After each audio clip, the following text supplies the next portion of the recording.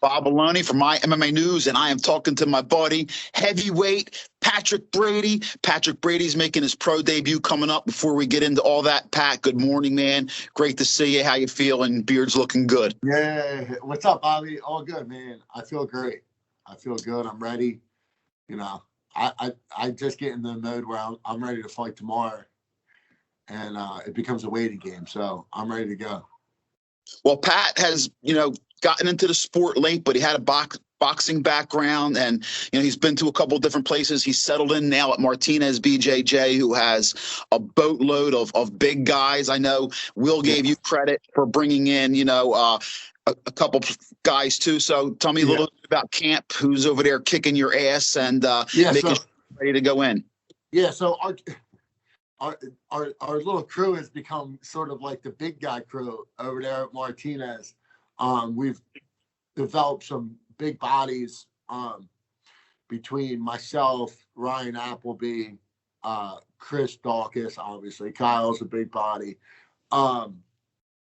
We got the guy Cal coming over who's actually fighting on the card, on the undercard of this December 4th fight. We got Johnny Mercurio. So we've got some big bodies over there. Oleg with the jiu-jitsu, Chris Hill, Matt Hill. We've developed this little bit of a big body mentality over there. So it's been good, man. It's been really good. Plus, listen, your boy is Andre Petroska, and in with him, another UFC fighter, and that's like your little brother. So I know you're working with him too. That's my son. That's my son, my little child. Well, Andre's always been a staple in my training. He's been a dear friend of mine for a while now. So, we talk every day. He's always letting me know what he sees, what he thinks. And, it's good to have, people that do what we do as a part of your inner circle. So, yeah. Well, listen, Andre and you and I talked to you in the past, and I know what a student of the game he is. And you being a more mature person, you're not a kid anymore. Obviously, you handle this as a business and professionally like he does. So that's always a great thing. Yeah. And that's obviously a bond that you guys had. Now, you told me that, Chris Dawkins told you, cardio is what you need to work on the most. Yeah. Pat, how do you like getting your cardio? Do you just do a lot of sparring? A lot of guys, is it sparring mostly? Yeah. So obviously it's a big transition when you're going from 3 minutes to 5 minutes. It's almost an entire another round, right? Because you're talking about 2 additional minutes for 3 rounds. It's 6 more minutes in a fight. Like that's in another round. That's another 2 rounds, really. That's 5 3-minute rounds. So like mathematically, the fight has gotten exponentially longer, So we were just talking before we got on that, I lost a little bit of weight. I lost a little bit of weight because I'm focusing more on cardio. Look, it's not a secret that like I'm a father of 3. I'm a husband. I have a full-time job. Like my time is extremely limited. So when it comes down to like what I need to prioritize, what I've been prioritizing is my cardio.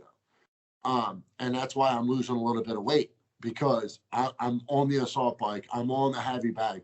I'm on the aqua bag. I'm working rounds. Predominantly, it's been the assault bike for me. It's that thing is a killer. So I've been really just pumping out rounds on that. Kyle sent me over this regimented workout that he does on it. And I've been sticking to the script with that and adding in 3x5 minute rounds on it. And then we got me, Chris, and Kyle and Andre got this like little friendly competition thing that we got going on where we do 11 miles and we see who can get the shortest time for 11 miles on the assault bike. And right now, I think Kyle's got the best time on it so far. Kyle, Chris, and then Andre, and then me. But that's been a fun little friendly competition that like just gives us that little bit of drive to like, do better and just be great and be the best version of ourselves. Well, listen, cardio sucks. Any fighter always tells me the worst part. So if you can make it a little bit, of competition or fun, then that's got to be a great way to do it. Listen, Larry Gonzalez, he's making his pro debut. I mean, he's coming all the way in from Fresno, California. He's been undefeated as an amateur. He has like 4 out of 5 finishes. I mean, we talked about him. I mean, he's a tough guy too. Talk to me about this fight. Yeah, and man, I mean, look, giving away your game plan. I want tough fights, right? I want tough fights. I'm 37. I'm no spring chicken. And when when this is all over, I want to know that I was tested, that like I didn't take easy fights, that I was just not like, oh, I just want wins. I just want wins. Like this dude's 4-0. He's got 3 finishes. He's really light on his feet. He picks his punches. He doesn't overcommit. He's accurate with his punches. So look, he's going to come in there, and he's a big body. He's bigger than me. I've been finding that most guys are bigger than me, which is funny. But whatever, he's bigger than me, and he's flying across the country because he thinks he can beat me, right? So he's like, oh, this is a winnable fight. Yeah, I'll go across the country and knock this guy out. So look, he's coming here to win, and it's my job to make sure that doesn't happen.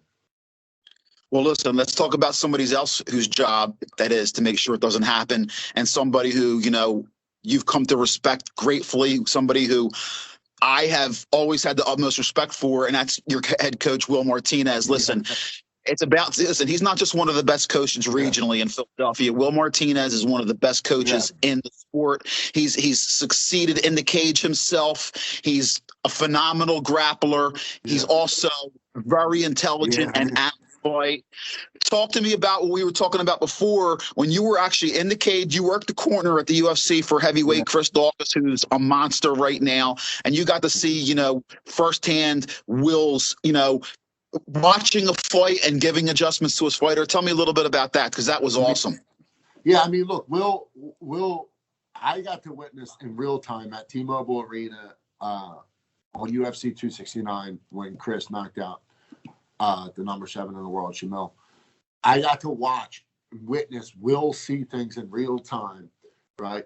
He's letting his fighter know what to do in real time. And then in between the round, he's giving us, our team members, adjustments in between rounds that are effective, and they work.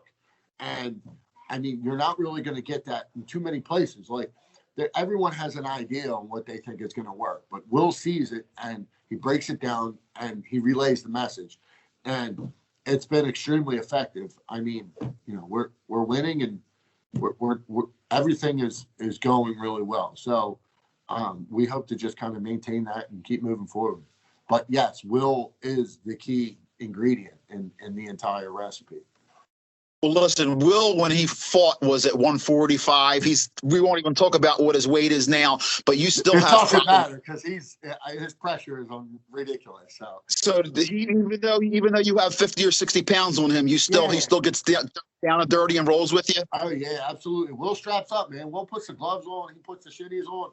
He puts the mouthpiece in. He straps up and he gets dirty with us. Like, are there too many coaches that do that? Because he's in there running laps with us. Like, he's getting rounds in. So, not only is he teaching, but he's showing. And it works, man. Will's a tough man jam. He's tough, man. Yeah, and like we said before, his strategy and his game planning and his fight IQ is off the charts. I'm glad to see that, when you watch a UFC event and one of your guys are fighting, that he's getting the well-deserved credit that he deserves. Listen, Pat, Art of War coming up December 4th, Rivers Casino. That's our first show at the casino. You're the co-main event. It's got to be a great feeling. Give some shout-outs or some love for your pro debut. I know that you've had. Listen.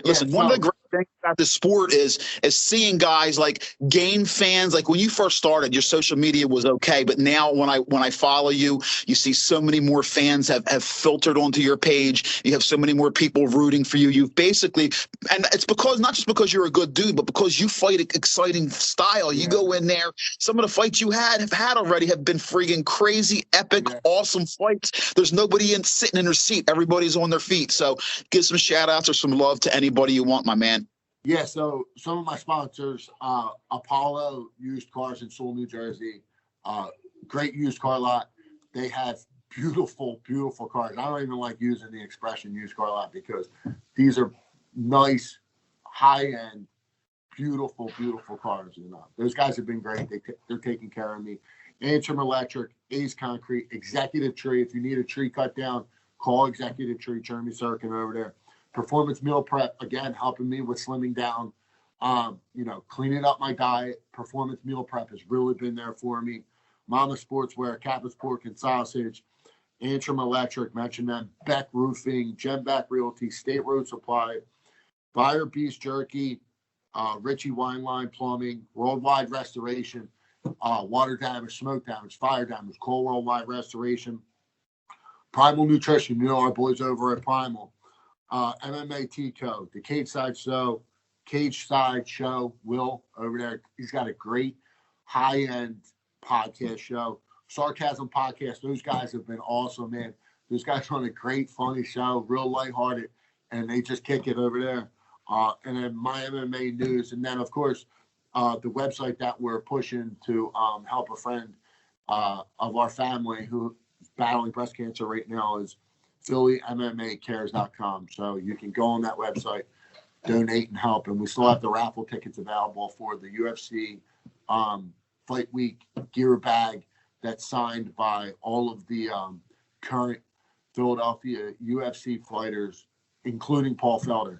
So we got Andre on that bag. We got Bill Algeo. We got Sean Brady, who won last night. Pat Sabatini, who won last night. Jeremiah Wells. We got Kyle Dawkins and Chris Dawkins. All signed that bag, and then we're going to raffle that off when that reaches a certain point, and we're going to give that bag away. You people that are watching, the link is on the website. It's in this story. Click on that link. Spend $5. It's a I bought several. I'm going to buy some more before they're gone. It's a great package. Yeah, it's only $5 a raffle ticket. It's not that big of a deal. My man Pat Brady, dude. Wait, I'll be cage side calling. I have almost all of your fights except your last one when you took the ride to Virginia to get that big knockout over Keller, which is, you know, like I said, he's making his pro debut. And listen, it's a special time. Pat's a special guy.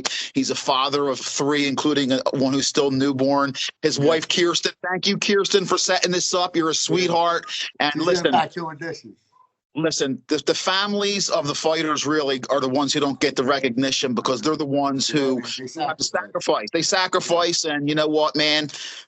It's been a pleasure, Pat, following your career, man, and I'm thankful to have you as a friend moving forward. I have to stay neutral as a commentator, but you know deep down where my rooting interests are, and I wish you nothing but the best. And I will talk to you soon, man. Have a great rest of your camp. Stay healthy, and brother, we will talk to you soon. Yes, sir.